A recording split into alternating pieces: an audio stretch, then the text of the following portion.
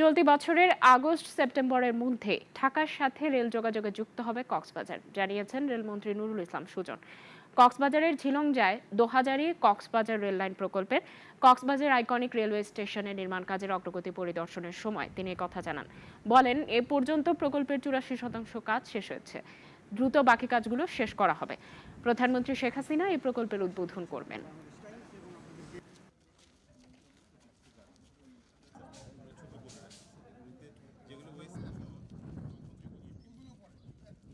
আমরা সবাই মিলে চেষ্টা করছি যে এটা অগাস্ট মাসের মধ্যেই আমাদের এই ঢাকা থেকে ট্রেন যাতে কক্সবাজার পর্যন্ত আসতে পারে সেরকম একটি মানে